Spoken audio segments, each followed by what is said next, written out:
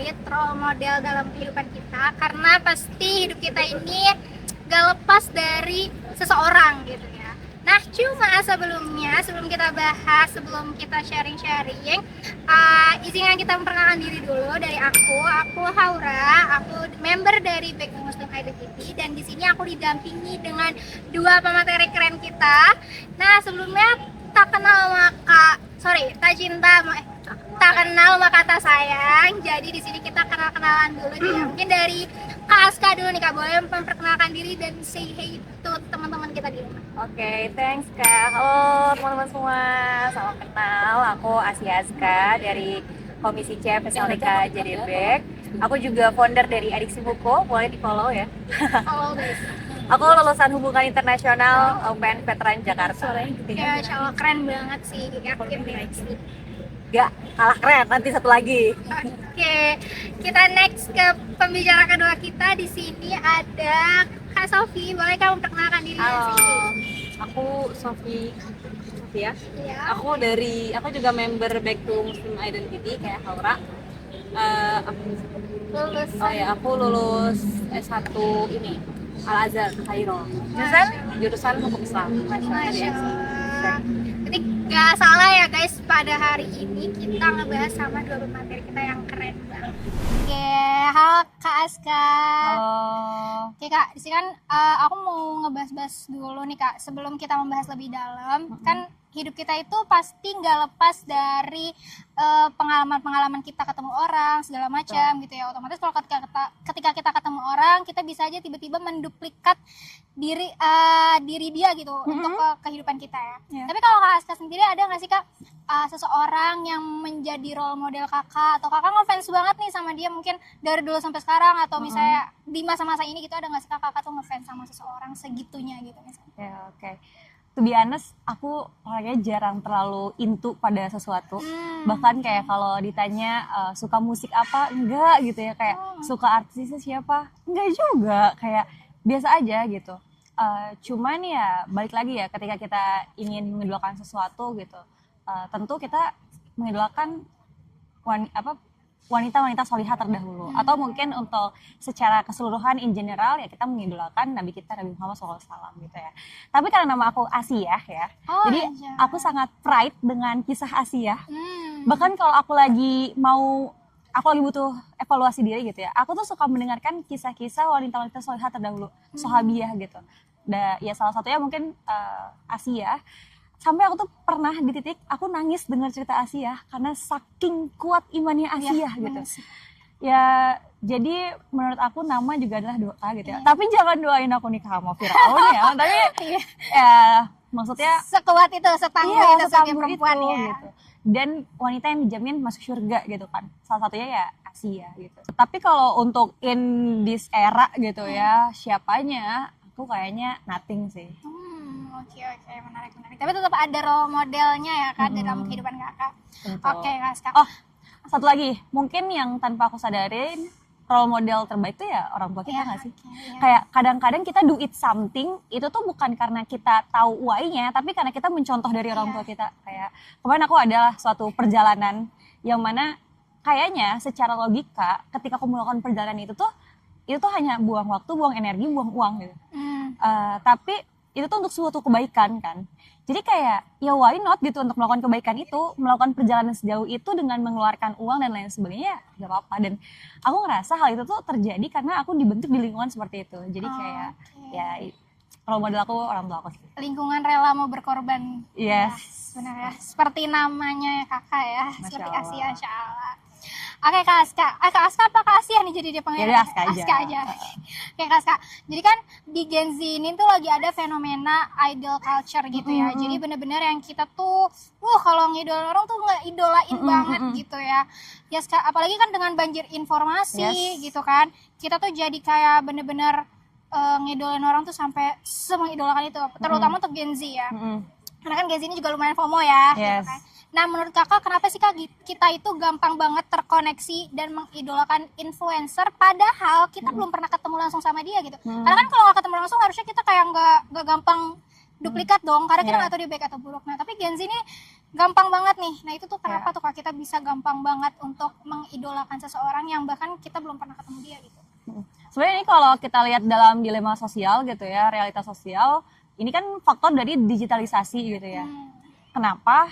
Karena menurut aku industri influencer ini, marketing dan lain sebagainya itu kan dibentuk ya, memang dikembangkan gitu ya. Apalagi in this era banyak banget teknologi yang semakin canggih gitu. Salah satunya algoritma gitu kan.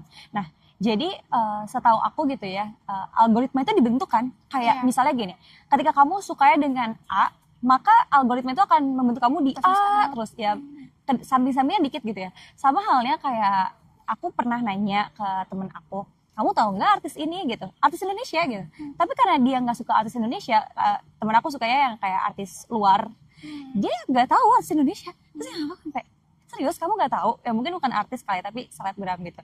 Jadi memang algoritma itu dibentuk gitu, dan itu sesuai searchingan kita, apa yang kita carikan, sama ya kebiasaan kita nge-like-nya apa, nge-share-nya apa gitu. Jadi itu kayak para sosial apa ya istilahnya, jadi kita tuh bisa melihat seseorang itu dengan terus menerus, akhirnya kita terbiasa dan akhirnya kita menduplikat apa yang mereka lakukan. Nah kadang yang bahayanya adalah kita tuh nggak sadar kalau mereka tuh, mohon maaf kalau kurang baik gitu.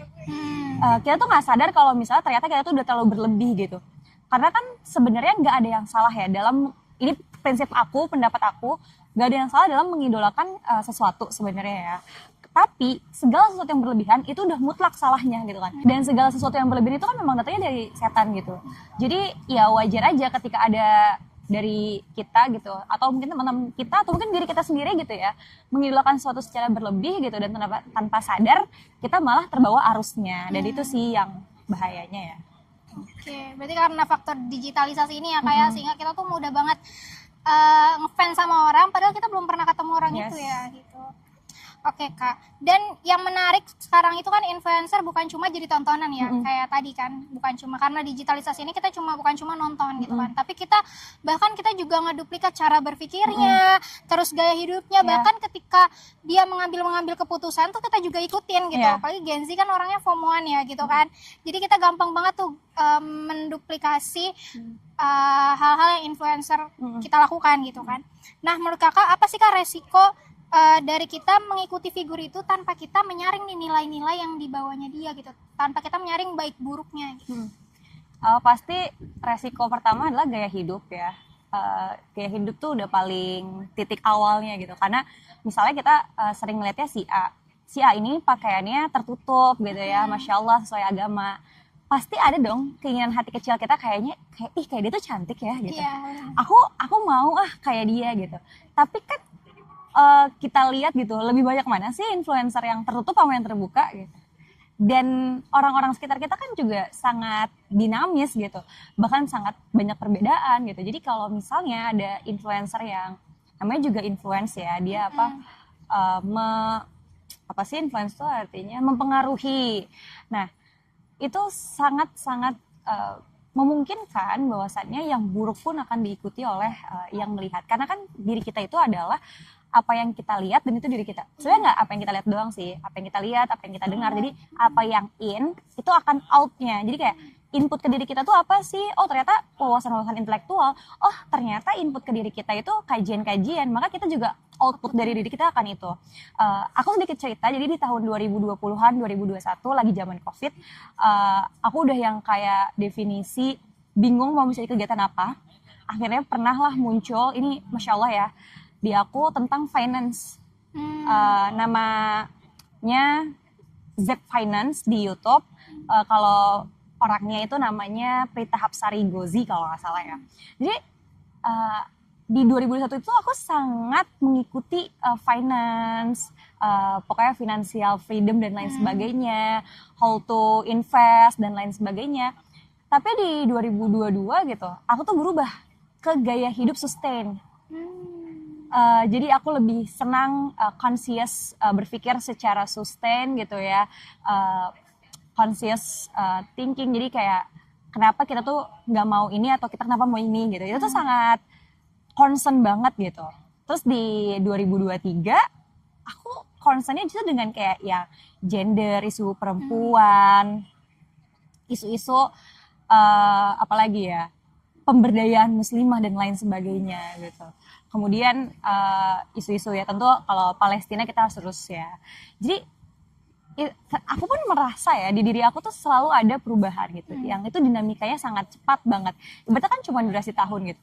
Jadi gak menutup kemungkinan kita bisa berubah secara cepat baik ataupun buruk, dan itu sih resikonya, kita bisa terbawa arus begitu cepat terhadap keburukan atau kebatilan, tapi kita juga bisa dengan gampang membuka akses kebaikan.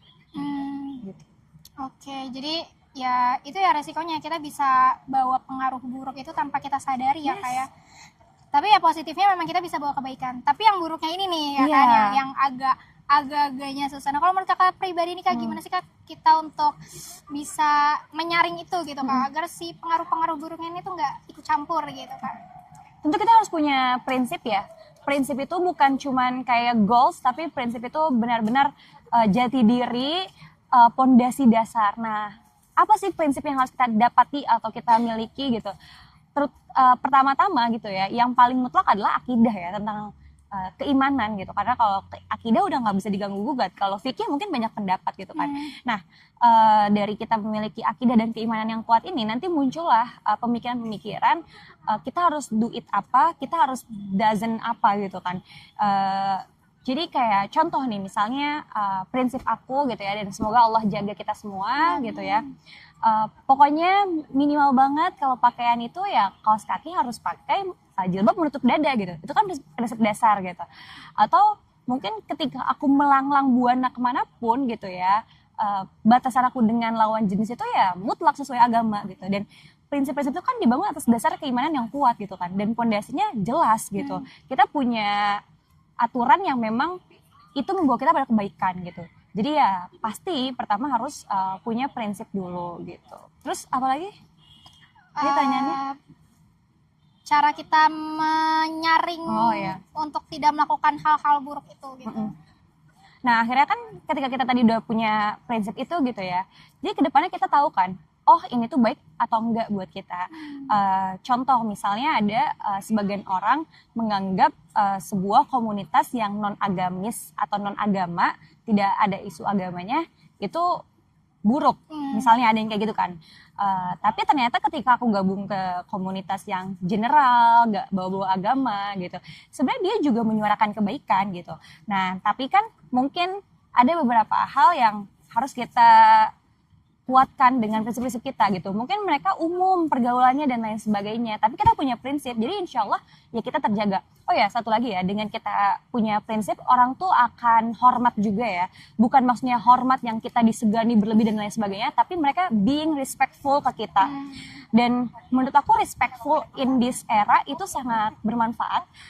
Contoh kayak aku mau cerita, jadi waktu aku nge-BEM di kampus, kita kan suka ada kegiatan misalnya buat proker apa dan lain sebagainya, mengharuskan naik motor. Nah, teman aku yang cowok tuh kayak nanya, lu bareng siapa Ska kesananya gitu. Terus kan aku bingung ya, karena pembagian motor dan lainnya aku nggak tahu. Terus tiba-tiba teman aku yang perempuan udah ngomong kayak gini, enggak, Aska sama gue ya, Aska nggak boleh bonceng cowok. Jadi kayak oh my god, thanks friends, kayak oh my god, ya aku senang aja sih. Terus kayak misal salaman gitu. Jadi dari awal pas aku nge-BEM, aku masuk kuliah gitu, aku yang anak pondok ini selama di kereta, selama di KRL, aku cuman berpikir apakah nanti aku ketemu mereka aku akan salaman seperti ini atau bersentuhan. Itu dilematis banget kan. Dan gak semua orang kuat gitu kan. Akhirnya pas turun dari stasiun, aku ingat banget turunnya stasiun Pondok Cina waktu itu, aku gak boleh salaman. Terus pas nyampe kumpul, namanya dulu kan maba tuh ya ngumpulnya kan di kafe-kafe dulu gitu lah ya. Aku langsung yang kayak gini, sorry ya gitu, sorry, halo Aska dan lain sebagainya. Tapi akhirnya mereka tuh, oh enggak, aku tuh memang gak bisa salaman gitu. Maksudnya penjagaan aku tuh ya kayak gitu. Atau misal kalau ada yang belum ngerti aku, sorry udah punya hudu gitu, dan lain sebagainya. Jadi kayak dengan kita punya prinsip, orang lain juga bisa memahami kita dengan baik gitu sih. Jadi itu salah satu caranya agar kita tidak terlalu terbawa arus.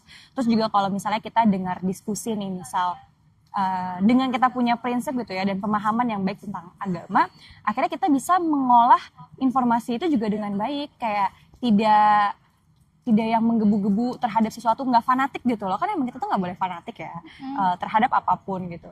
Jadi kita bisa lebih profesional atau mungkin lebih memahami lebih mendalam gitu ya, gitu sih kalau cerita dari aku. Oke, menarik sih. Prinsip itu emang utama sih ya kak. Jadi orang respect. Jadi aku juga jadi ingat kisah aku juga sih kak. Karena kan aku juga sekolah tuh sempat di sekolah yang swasta Islam. Cuma ya you know lah maksudnya kayak gimana ya. Tetap aja gitu. Cuma karena dengan pembawaan aku, dengan ya kita punya prinsip-prinsip itu. Dengan misalnya outfit aku kayak gini pun juga ketika aku datang mereka udah tahu gitu. Oh iya Haura jangan gini ya, jangan gitu ya gitu. Jadi orang tuh udah ngejaga kita tanpa kita harus mendeskripsikan gitu kan. Gitu kan. Benar-benar. Penampilan itu mempengaruhi. Iya benar. Berarti emang prinsip ya kayak. Dan pentingnya pada akhirnya dari penampilan pengaruh kita ya sifat kita juga harus terus berprogres gitu ya. Oke kak, ini buat teman-teman di rumah juga nih kak, buat kita introspeksi diri.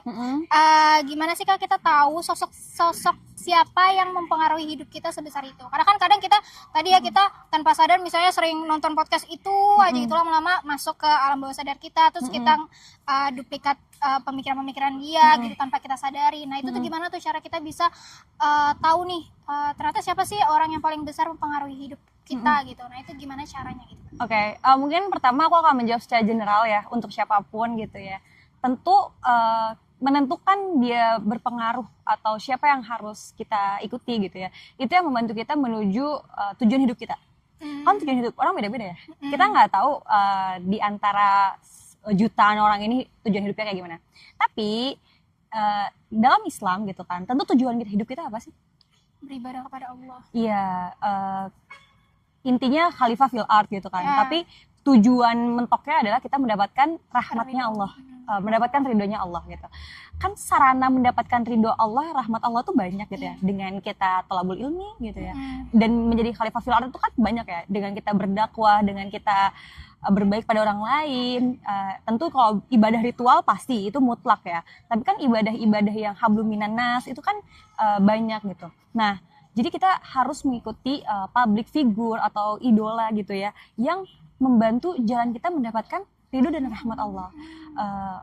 Tapi bukan berarti misalnya, kalau dia tapi nggak bahas agama, berarti nggak bisa kita ikutin dong. Islam kan luas bahasannya gitu. Contoh misal tadi aku bilang tentang finance, dia nggak pernah bahas tentang yang kayak dalam Islam gitu. Ya. Tapi kan dalam Sifatul Muslim al-Asyar gitu ya, terjelas qadirun alal kasbi gitu, mandiri secara ekonomi gitu kan. Terus tentang misalnya sustainable yang lingkungan, concernnya tentang pemberdayaan dan lain sebagainya gitu ya. Mungkin kalau dalam Islam nggak ada yang kayak harus kamu nggak boleh minum pakai plastik gitu atau dan lain sebagainya gitu ya, yang kalau yang digaungkan sama teman-teman aktivis lingkungan gitu ya. Tapi kan dalam Islam nafiyun lil ghairihi gitu ya, rahmatan lil alamin gitu. Itu jelas gitu. Jadi ikutilah idola-idola, public figure, influencer yang memudahkan kita untuk mendapatkan rahmat Allah atau tujuan hidup kita.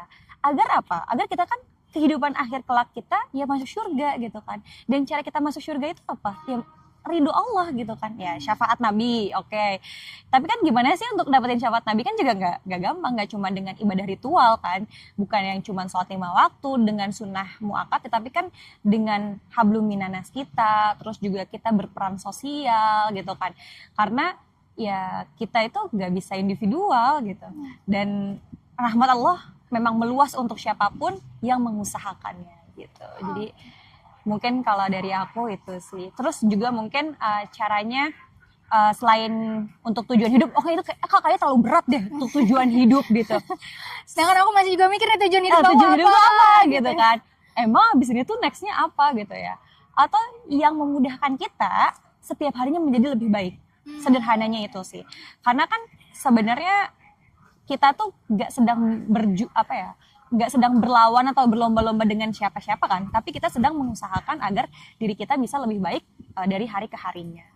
Oke, berarti ya yang sosok yang bisa kita influence tuh yang membuat kita lebih baik dari sebelumnya gitu ya. Yes. Kalau misalnya sekiranya kita ada yang buruk, terus kita harus cari gini ya kayak siapa nih yang udah nge-influence kesalahan, nah, kita harus jauhin berarti itu ya. Dan hati-hati ya, kadang-kadang kita tuh nggak merasakan kalau ternyata apa yang kita ikutin itu buruk. Nah, Itu jadi dia. pentingnya apa coba?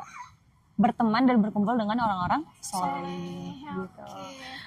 Aku tuh kadang gini ya, kita sih merasa kita udah mengusahakan yang terbaik ya. Kita ngerasa juga kita kayaknya udah beribadah lah. Kita juga ngerasanya kita udah jadi orang bener gitu ya.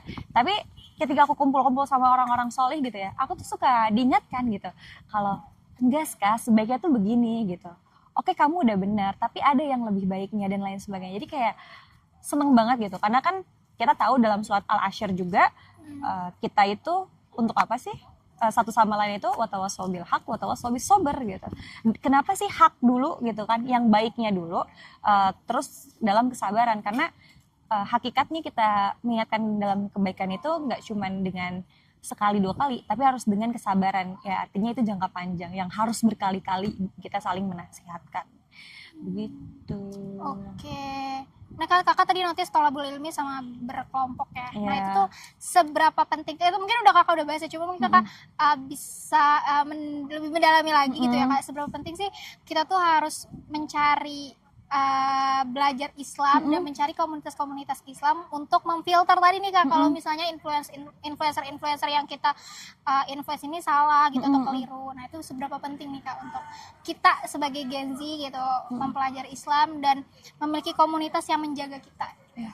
Tentu penting banget ya, karena apa, Islam itu membawa sakinah, ketenangan gitu ya, dan kita hidup kita butuh itu.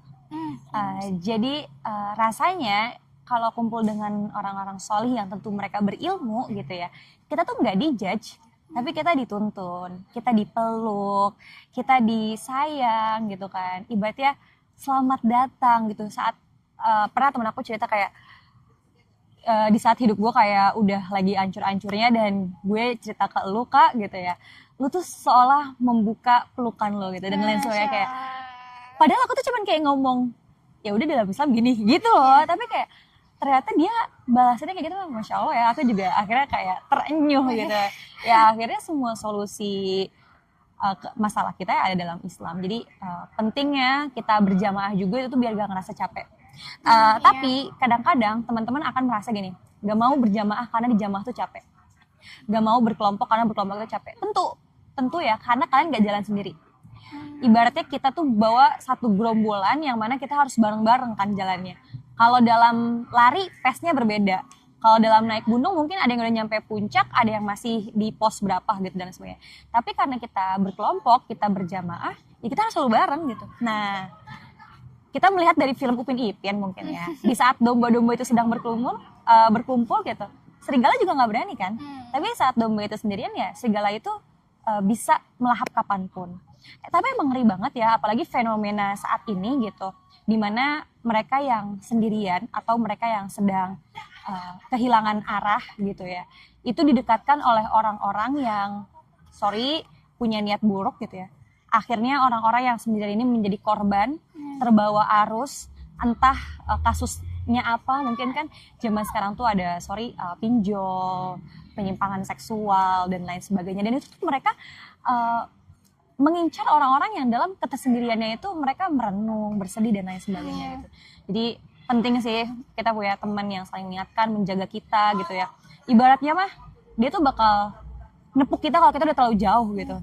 Mereka akan mengingatkan kita kalau kita udah sangat di titik lemah banget gitu, menarik kita gitu. Jadi temukan komunitas kebaikan kalian gitu ya, dan berkontribusilah di dalamnya gitu ya. Insya Allah akan melahirkan banyak kebaikan walaupun dalam kesusahan, karena tidak ada kemudahan untuk mendapatkan sesuatu yang indah. Masya Allah, kayak nuts guys, nuts banget. Tadi tuh sakinah itu tuh bener-bener yang iya sih bener sih. Kita memang tetap butuh, kita kan juga namanya makhluk sosial ya, kayak nggak bisa yang hidup sendiri gitu kan. Ujungnya kalau sendiri kan nanti kita kayak di berita-berita tiba-tiba kita melakukan suatu hal self harm segala macam gitu. Kalau ada komunitas kan kita bisa ditepuk tadi ya, bener kakak. Kak Aska bilang. Oke Kak, kita mungkin bisa kasih nih Kak satu pesan, bukan satu pesan, berikan pesan untuk para Gen Z di luar sana gitu dalam proses mencari jati dirinya, dalam mencari role model dalam kehidupannya itu untuk para Gen Z, untuk para muslimah, sobat muslimah Jakarta di rumah. Oke, sebenarnya ini agak nyambung tapi agak jauh ya. Yang aku ingin sampaikan, kita itu harus ingat dua hal tentang roja dan khauf gitu ya. Yang mana sebenarnya kan khauf dan roja itu adalah bentuk penghambaan kita kepada Allah gitu ya. Tapi in this era gitu ya, semakin berkembangnya sosial media, dunia kayaknya semakin cepat gitu, kesuksesan orang semakin terlihat dan lain sebagainya.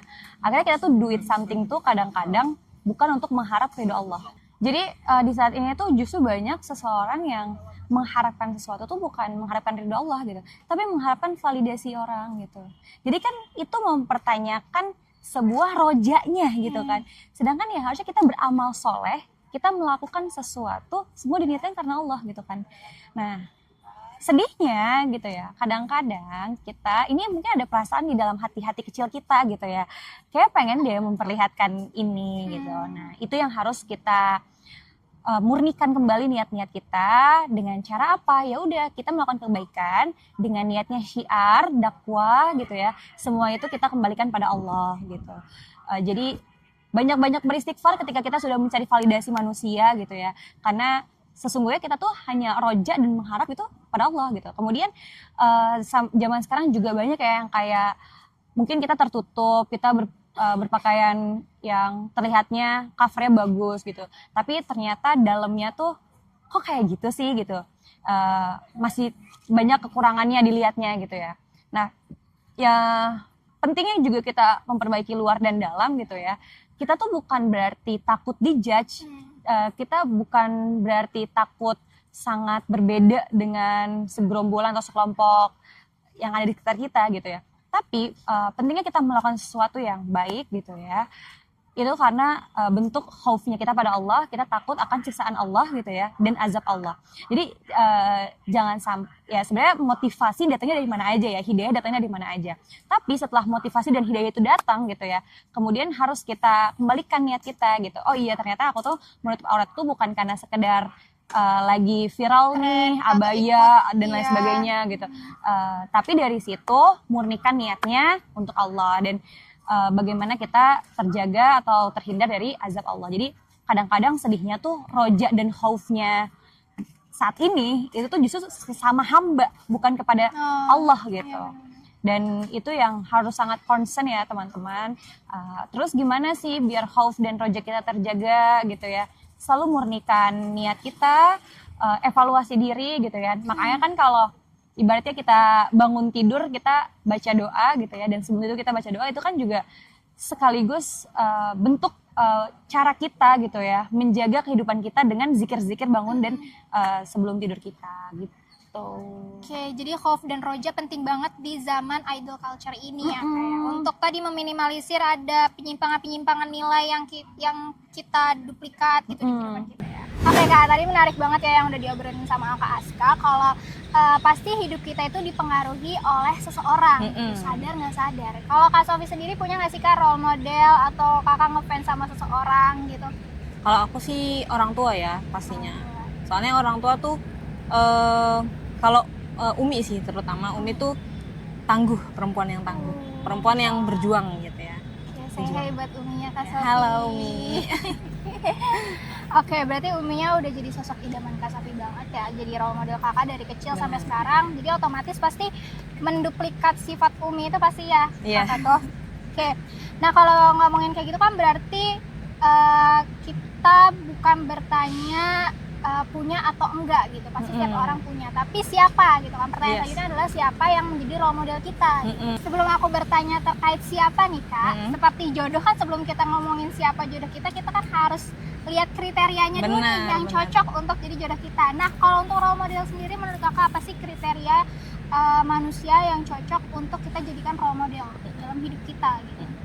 Jadi menurut aku kriterianya tuh nggak usah banyak-banyak, nggak usah kayak sifat tertentu ya, dia harus misalnya rajin apa nggak usah gitu ya. Rajin, tangguh, konsisten dan lain sebagainya itu nggak spesifik Positive kayak vibes gitu. gitu Iya, misalnya. nggak harus spesifik.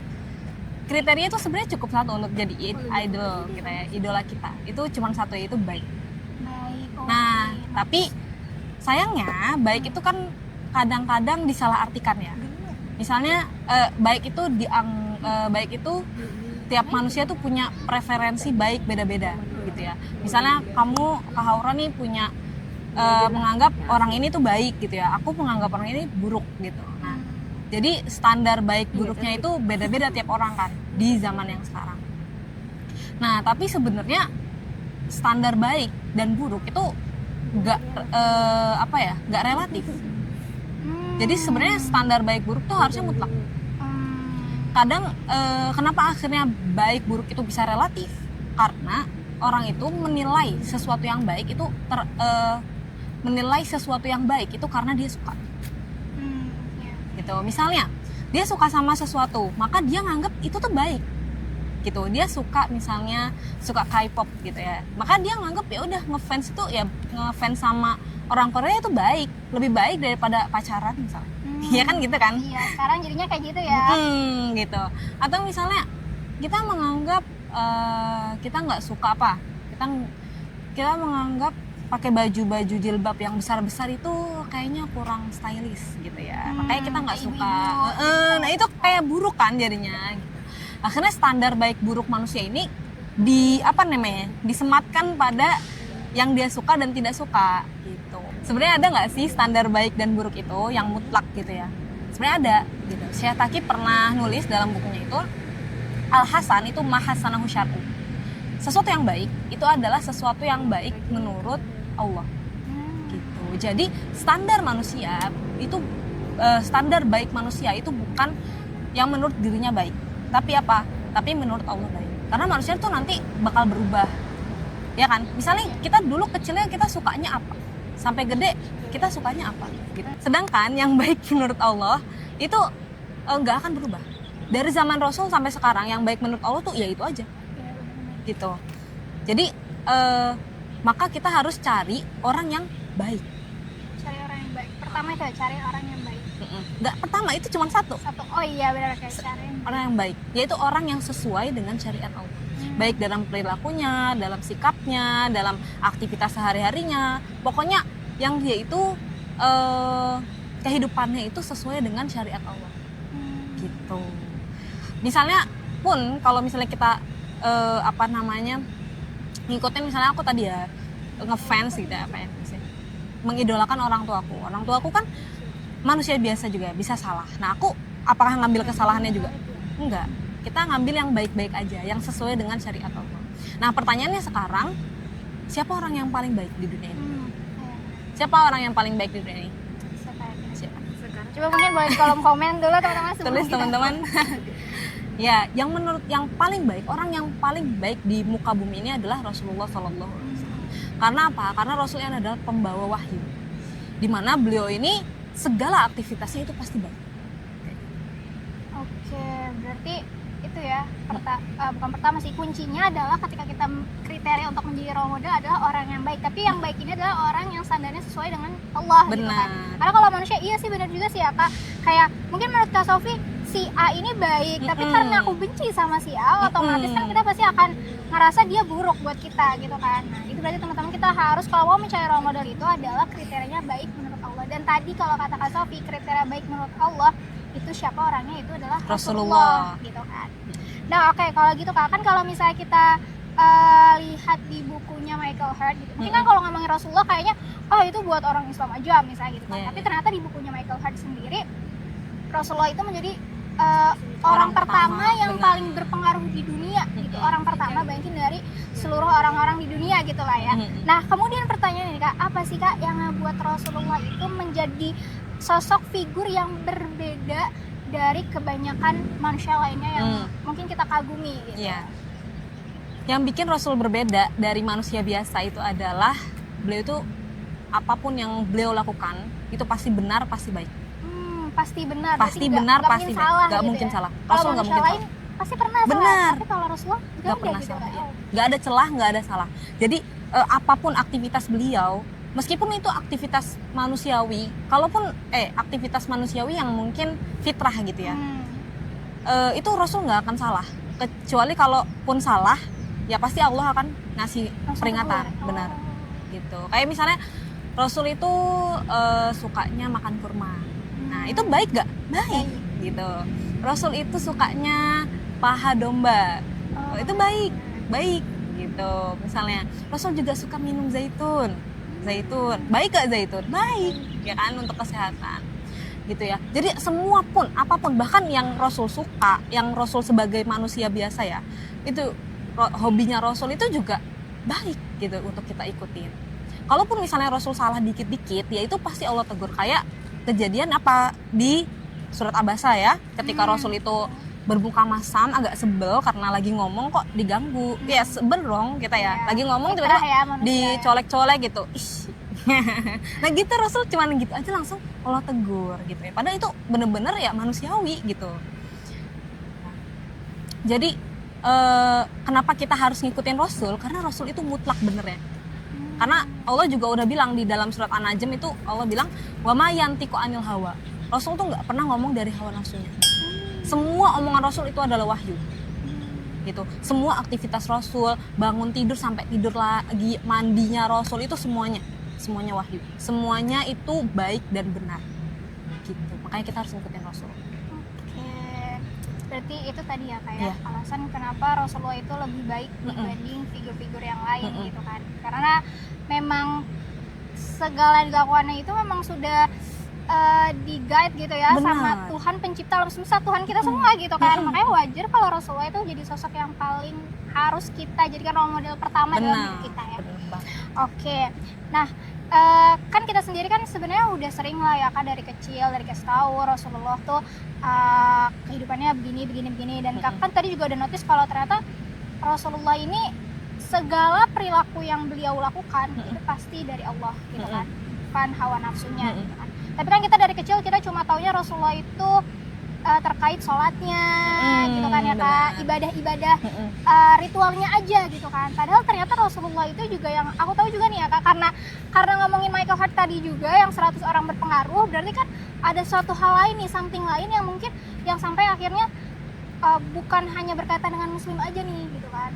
Berarti kan dari sisi beliau juga seorang pemimpin gitu kan, seorang politikus gitu, seorang pedagang bahkan gitu ya, yang ternyata Rasulullah bukan cuma ngebahas ibadah-ibadah ritual aja gitu kan, tapi Rasulullah juga bahas segala aspek di kehidupan kita.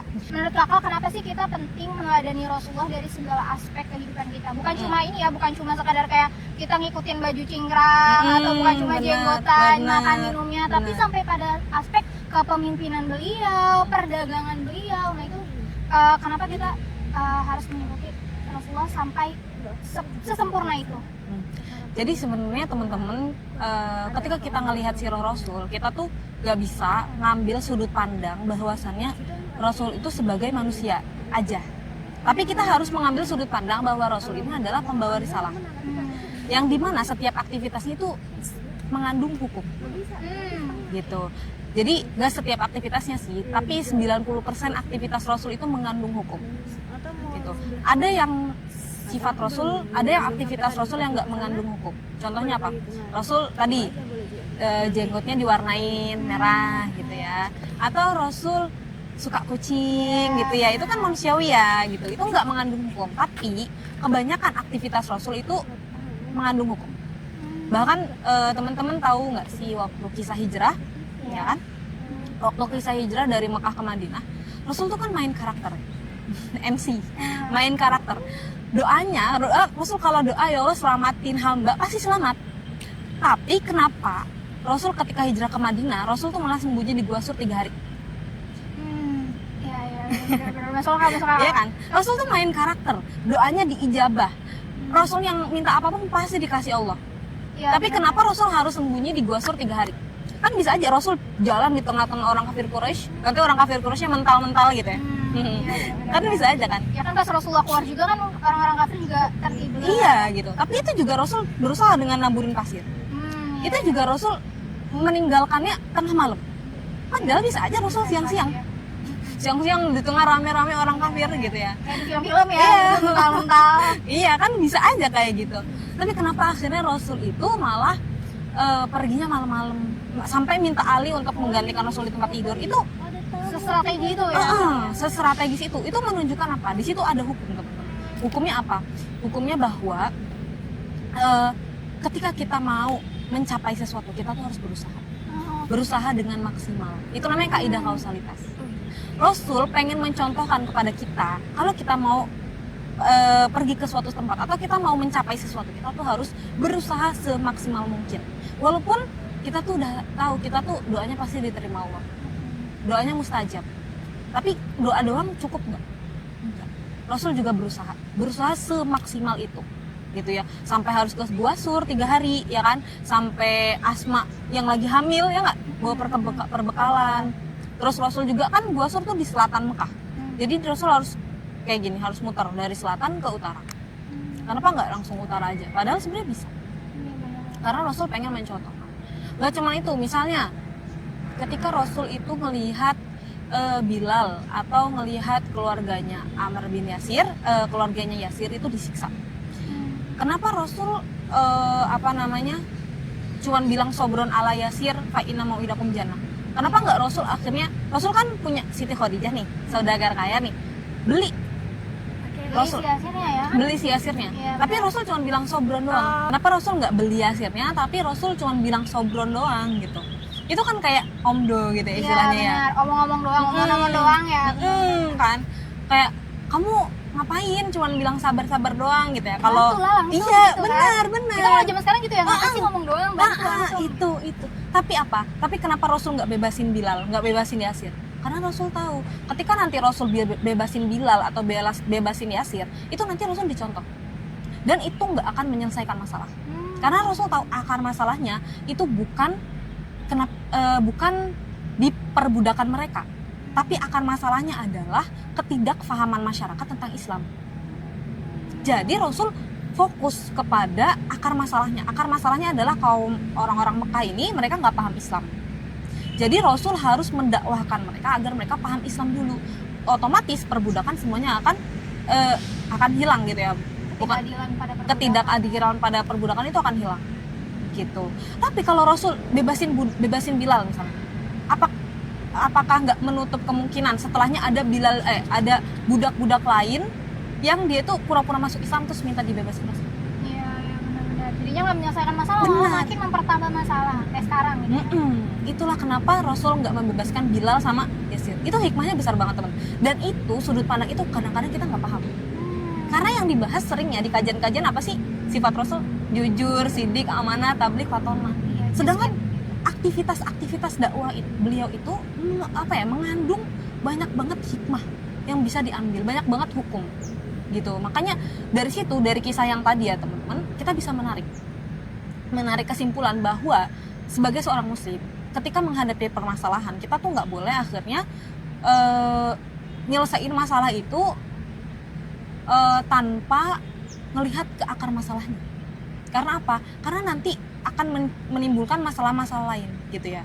Nah jadi gitu ya, ketika kita mau menyelesaikan suatu masalah, kita harus melihat dari akar masalahnya. Karena kalau enggak, dia bakal muncul terus masalahnya gitu ya. Itu juga kelihatan kan sama kaum muslimin kita hari ini. Banyak sekarang permasalahan-permasalahan yang muncul karena di akarnya itu masih bermasalah. Kaum muslimin kenapa akhirnya saudara-saudara kita di Gaza masih terjajah? Karena tadi kita menyelesaikan masalahnya itu secara parsial, secara praktis. Kita ngirim bantuan aja. Apakah itu menyelesaikan permasalahan? Enggak. Cuman menyelesaikan kelaparan misalnya. Tapi apakah membuat Israel itu berhenti menyerang Gaza? Enggak. Kayak gitu. Makanya Rasul tuh tahu gitu ya. Rasul tuh tahu bahwa umatnya tuh bakal ngikutin Rasul. Next time-nya gitu ya. Rasul tuh bisa ngerti. Makanya semua aktivitas Rasul semua perilaku Rasul itu wajib kita taati. Oke, bagus sih tadi yang bahwa ternyata hidupnya Rasulullah itu 90% itu menghasilkan sebuah hukum ya. Makanya kenapa kalau misalnya zaman sekarang ngomongin gak relate sama kehidupan itu nggak mungkin sih ya Kak, kalau kita mau meneladani Rasul pasti ada momen relate dengan kehidupan sekarang. Apalagi tadi Kakak yang ngomongin masalah menyelesaikan masalah, gitu. Mungkin dari masalah kehidupan kita pribadi sampai bernegara pun gitu kan. Kalau kita meneladani Rasulullah, oh ya ketemu juga kalau oh ternyata kita kurang dalam menyelesaikan dari akarnya nih, cuma menyelesaikan masalah-masalah parsialnya gitu Kak ya. Nah, berarti kan kalau kayak gitu bukan berarti kita nggak cinta ya kayak sama Rasulullah, tapi kita kurang mengenali Rasulullah gitu kan. Kita cinta maka tak kenal, tak kenal maka tak cinta gitu kan. Nah, makanya kenapa kita kurang meneladani Rasulullah karena kita kurang mengenal beliau lebih jauh. Karena kan tadi Kakak juga ngomongin siroh ya kayak, berarti kan kita sirahnya ada juga bermacam-macam gitu ya Kak. Nah kalau kayak gitu kan Kak, berarti kalau kita ngomongin cinta sama Rasulullah, sekarang kan orang zaman sekarang tuh banyak banget ya yang mengaku-ngaku cinta dengan Rasulullah gitu, dengan misalnya bersolawat ya itu bagus gitu kan Kak. Cuma at the same time mereka juga misalnya pacaran, padahal kan Rasulullah jelas-jelas ajaran yang Rasulullah bawa kan melarang kita berpacaran gitu. Dan hal-hal lainnya mungkin, maksudnya di satu sisi beliau di sisi lain mengikuti, tapi di sisi lainnya nggak mau mengikuti. Gitu. Nah itu menurut Kakak tuh kenapa gitu Kak? Kalau menurut aku kenapa mereka bisa kayak gitu, karena yang pertama mereka nggak memahami siroh lebih dalam.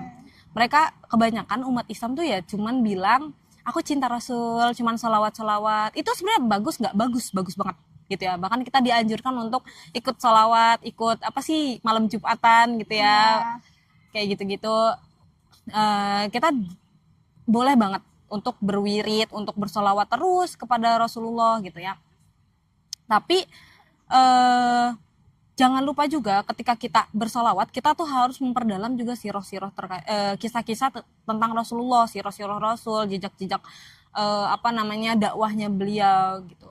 Itu yang pertama. Nah, kadangkala siroh ini dibaca cuman sebagai cerita doang. Jadi siroh Rasul ini cuman dipahami sebagai cerita aja dia. Dia bukan pedoman. Itu yang membuat akhirnya orang-orang bilangnya sayang Rasul, cinta Rasul, tapi akhirnya nggak ngikutin Rasul. Akhirnya nggak berhukum dengan hukumnya Rasul. Karena tadi mereka satu nggak paham siroh, yang kedua ketika mempelajari siroh itu tidak dibaca dari sudut pandang bahwa Rasul adalah pembawa wahyu, pembawa risalah, pembawa hukum yang tadi aku bilang. Kan banyak ya ternyata di aktivitas beliau, tadi aku cuma cerita 2, masih banyak lagi aktivitas Rasul yang dia tuh mengandung hukum gitu. Yang kadang kita biasanya cerita hijrah ya udah ceritanya kayak gitu doang kan. Kalau diceritain secara biasa, oh ya udah gitu. Padahal kalau kita telusuri lebih dalam, ternyata di situ ada hukum-hukum terkait Islam. Makanya pentingnya kita itu belajar sirah Rasul dari sudut pandang bahwa Rasul adalah pembawa wahyu. Gitu. Berarti bukan cuma dongeng sebelum tidur aja ya? Benar. Tapi memang harus kita jadikan pedoman hidup. Oke Kak, kalau kita sebut Rasulullah tadi sebagai uswah hasanah, teladan terbaik bagi umat manusia bahkan ya, bukan cuma umat Islam aja. Nah, apakah keteladanan beliau ini cukup dipahami secara sebagian aspeknya aja, atau memang harus secara utuh benar-benar harus sesempurna itu kita teladani beliau? Even kita mungkin terutama kita sebagai muslim ya, apakah memang harus apakah boleh sebagian aja atau harus secara sempurna gitu Kak? Kalau pertanyaannya kayak gitu ya jawabannya adalah kita harus mengikuti Rasul secara sempurna. Kita harus mengikuti Rasul secara sempurna. Secara utuh. Wah itu Kak. Karena yang pertama tadi ya kita udah ngebahas bahwasannya Rasul itu adalah orang yang paling cocok untuk dijadikan idola gitu ya. Cocok untuk dijadikan teladan. Dan yang kedua Rasul ini perilakunya pasti baik. Gak mungkin buruk. Nggak mungkin salah, nggak mungkin